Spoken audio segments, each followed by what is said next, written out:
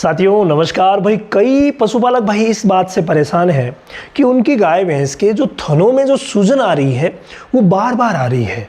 थन में से जो चितड़े आ रहे हैं वो भी बार बार आ रहे हैं। अगर आपको भी ऐसी परेशानी है तो ये वीडियो आपके लिए ही है। लेकिन ये आज हमें निवेदन किया है हमारे एक सब्सक्राइबर भाई भानुदास वाडकर जी, और इन्होंने रामावत वैट ज्ञान लिख करके प्रश्न किया। भाई आपका भी अगर कोई प्रश्न है ना तो आप रामावत वैट ज्ञान लिख करके प्रश्न कीजिए। मैं हाजिर हूं, आपके प्रश्न का जवाब जरूर दूंगा। अगर वीडियो बना हुआ है तो वहीं जवाब मिल जाएगा, नहीं बना हुआ है तो वीडियो जरूर बनेगा। ये एक विकराल समस्या है जब थन में बार बार सूजन आती है। ये कहते हैं हमारी भैंस के थन में बार बार सूजन आती है और फिर चितड़े भी आते हैं। कोई अच्छा सा उपाय बताइए। देखिए सूजन आ रही है और चितड़े भी आ रहे हैं, इस बात को आप अच्छी तरीके से समझिए। अगर ये बार बार हो रहा है ना, इसका मतलब दो चीजें हैं। या तो उसके रूमन की जो पीएच है, यानी आप जो उसे खिला रहे हैं वो बैलेंस्ड डाइट नहीं है, नंबर 1। नंबर 2, कोई ना कोई इन्फेक्शन है। अगर बैलेंस्ड डाइट नहीं होती है वहां दो नुकसान होते हैं। पहला नुकसान विटामिन और मिनरल्स की कमी हो जाती है, और दूसरा नुकसान होता है कि रूमन की पीएच अगर बढ़ गई तो एल्कलोसिस हो जाएगा जो मिल्क में भी असर दिखाएगा, और अगर रोमन की पीएच कम हो गई तो एसिडोसिस हो जाएगा जो दूध में भी असर दिखाएगा। और दूध में दोनों ही एसिडोसिस और एल्कलोसिस दोनों ही असर दिखाते हैं। ये बहुत ही खतरनाक समस्या है। तो इसीलिए आपको डाइट को बैलेंस्ड करना पड़ेगा। पहला काम तो है डाइट को आप बैलेंस्ड करें, यानी कि बैलेंस्ड डाइट दें। और दूसरा जो काम है विटामिन मिनरल की पूर्ति करें, क्योंकि आप जब बैलेंस्ड डाइट देते हैं ना तो विटामिन मिनरल्स की पूर्ति अपने आप हो जाती है। लेकिन अगर आपने डाइट बैलेंस्ड नहीं दी है तो वो आपको ऊपर से सप्लीमेंट करना पड़ेगा। ये होगी दूसरी दोनों बातें जो है। और इन्फेक्शन जो होता है उसमें क्या होता है कि अगर आप देख लीजिए जो दूध निकालते हैं, दूध की आप पीएच स्ट्रिप से जांच कर लीजिए। जांच में पता चल जाता है कि आखिर रीजन क्या है। जैसे सीएमटी किट वगैरह आते हैं उसमें से जांच करते हैं, या आप अपने नज़दीकी पशु चिकित्सक से जांच करवा लेते हैं, या कई बार ऐसा होता है कि आप इन्फेक्शन का ट्रीटमेंट भी करवा लेते हैं। भाई अच्छा सा एक लॉन्ग एक्टिंग एंटीबायोटिक लगा दिया जाता है, जैसे एमसेप्ट हो गया।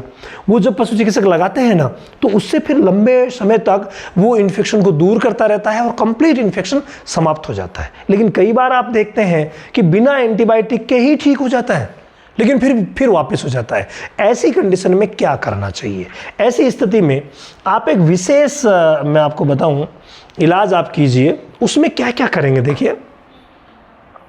नंबर 1 जो आप काम करेंगे ना वो तो संतुलित आहार का ही हो गया भाई। पहला काम तो बैलेंस्ड जो डाइट होती है उसी पर मैं जोर दूंगा कि आप बैलेंस्ड डाइट दीजिए। यानी कि जो आप दाना मिश्रण दे रहे हैं उसमें अनाज, खली, चूरी, चोकर, नमक, इन सब का मिक्सअप जो निश्चित होता है। जैसे अनाज का 30% हो गया, 30% खली हो गया, 30% चोकर या चूरी देते हैं, 10% में हम अन्य चीज़ें जैसे मेथी हो गया, या फिर कोई और चीज़ आपके यहाँ सस्ती है, या फिर आप सोयाबीन ऐड कर सकते हैं, मिनरल मिक्सचर ऐड कर सकते हैं, नमक ऐड कर सकते हैं, आप गुड़ ऐड कर सकते हैं। बहुत सारी ऐसी चीज़ें हैं जो अकॉर्डिंग टू कंडीशन हम ऐड करते हैं, उसी को हम बैलेंस्ड डाइट कहेंगे। तो पहला काम तो ये हो गया। दूसरा ये हो गया कि ऐसी कंडीशन अगर बार बार हो रही है ना तो वहां कई बार रूमन जो है वो अपने आप एसिडोसिस की तरफ चला जाता है। इसके लिए आपको मीठा सोडा, भाई मीठा सोडा कौन नहीं जानता, सभी इस्तेमाल करते हैं। 50 ग्राम रोज आप मीठा सोडा देना शुरू कर दीजिए। ये बहुत ही शानदार रहेगा कि आप मीठा सोडा दें। इसके अलावा तीसरे नंबर चीज, अब विटामिन मिनरल की पूर्ति करना जरूरी। अब आपको पता ही नहीं है कौन से विटामिन की कमी हुई है, कौन से की कमी नहीं हुई, तो भाई कॉम्बो पैक दे दीजिए मिल्कोफिट प्लेटिनम का। ये मैं आपको हर बार बताता हूँ, इसके बगैर आप किसी भी चीज़ का इलाज नहीं कर पाएंगे। क्यों? क्योंकि ये सारे के सारे उन विटामिन मिनरल से युक्त है जिसकी ज़रूरत पशु को होती है, अडर को होती है, दूध बढ़ाने के लिए होती है, जिनकी ज़रूरत बच्चेदानी के लिए होती है।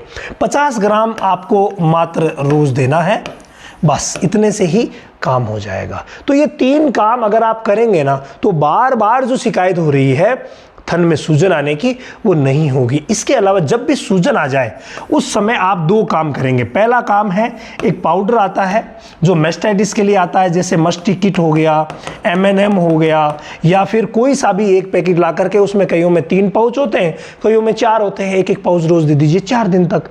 ये बहुत अच्छा रहेगा क्योंकि इसमें कोई नुकसान वाली चीज़ें नहीं होती। नंबर 2, अगर इसमें आप प्रयास करेंगे जैसे आपने ये किया, एक स्प्रे आता है जिसका नाम है रूम इन्फ्ला। भाई ये बहुत ही शानदार है, रूम इन्फ्ला। ये जो रूम इन्फ्ला स्प्रे है ना, गजब का वर्क करता है, वाकई शानदार वर्क करता है। मैं अगर आपको दिखाऊं, अभी देख लेते हैं किस कंपनी का है, क्या है।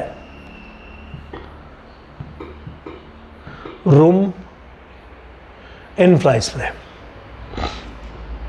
ये देखिए, ये है रूम इन्फ्ला स्प्रे जो आपको दिख रहा है। ये स्प्रे बहुत गजब का काम करेगा। यहाँ अगर हम करें, ये देखिए ड्यूल एक्शन, और जब भी सूजन आ जाए और मस्टी किट के साथ आप इसका इस्तेमाल करें, बहुत ही शानदार रिजल्ट मिलेगा। और जो बार बार सूजन आ रही है वो इलाज ये हो गया, और दोनों चीज़ें मैंने आपको बता दी है, इसका इस्तेमाल करें तो बिल्कुल ठीक हो जाएगी।